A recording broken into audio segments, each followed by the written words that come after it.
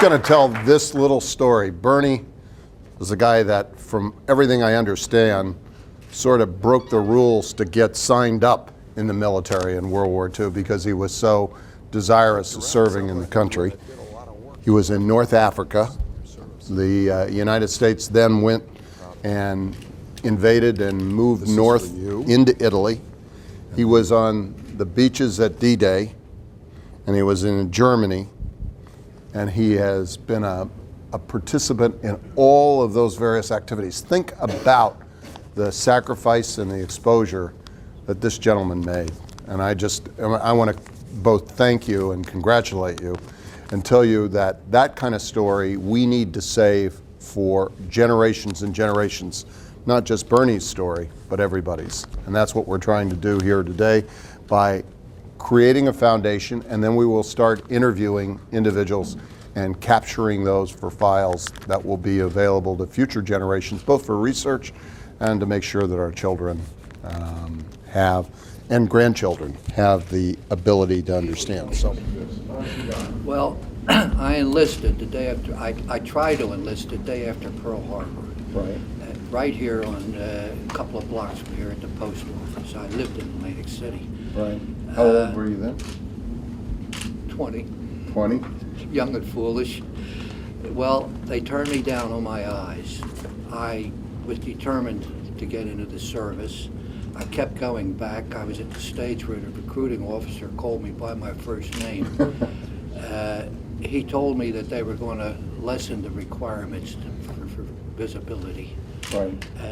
And he says, come back again next week, and I did. And they took me in. As a matter of fact, when I went to Fort Dix for my physical, everything was fine till I got to the medical officer who checked my eyes, and he says, you don't have to go. I looked him right in the face. I said, yes, I do, sir. And he looked at me like I was some kind of a nut, which I guess I was, stamped the papers. He says, you're in the Army now. That's good. Well, That's great. they put me on limited service. Right. And I often joke about it. I said that... Limited service. Yeah, limited North service. Africa, Italy, and D-Day. North Africa, Sicily, France, Belgium, Germany, and Czechoslovakia is where I wound up. Normandy, I landed on Omaha Beach. There was a wave every 10 minutes. I landed On June 6th? Pardon? Did you land the first day? With the 40 minutes after the first troops Oh, in. my goodness. I came in right at the beginning. It was rough. Right. I don't know how I got through. I lost most of my buddies in the first half hour. They weren't all killed, but a lot of them wounded. But D-Day, if you saw the Saving Private Ryan movie, that's exactly what it was like. And as a matter of fact, the scenes that they shot in the first half hour is exactly where I came in. I was awarded a Silver Star for action on Omaha Beach. What I did was You were just raw infantry. Well, I was a medic with the infantry. Medic Yeah, with the infantry. yeah. I was an aid man, and then later on I was in charge of evacuation. My job was to get a wounded man from where he fell back to an aid station. I was in charge of all the litter bearers. I was wounded twice, incidentally. So I didn't get away scot-free. I was knocked unconscious by concussions a half a dozen times. The result is I lost most of my hearing, but I'm not complaining. I'm here. Yeah.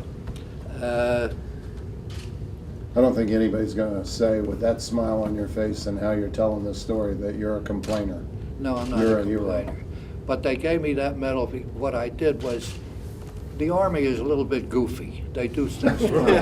You hear that, General? I was recommended for the Distinguished Service Cross for what I did. I heard some men. This is right off the water. There was a minefield, and there were men screaming for help that had been wounded. And I crawled in probing with a trench knife, and I carried 5 men out of that minefield. Gave them first aid, went on my way. Well, they reduced the Distinguished Service Cross that I was recommended for. They reduced it to a Silver Star, which is nothing wrong with a Silver Star. But my commanding officer told me it was reduced because I didn't follow the prescribed procedures. He says, you should have called for engineers to clear a path through the minefield. And I said, well, sir, there were so many casualties, no communications, no radio men. These guys were hurt. If time was of the essence, if I didn't get them out of there, they would either bleed to death or go into shock and die. So I crawled in. He says, oh, okay. But they still didn't give me the Distinguished Service Cross. My dad was at the Battle of the Bulge, and Oh, really? I've heard these stories over and over again. He was not in the first wave at Normandy, but a couple of days later, and it was still pretty nasty. And I can't imagine what your generation sacrificed so that we all have the world that we live in today. God bless you.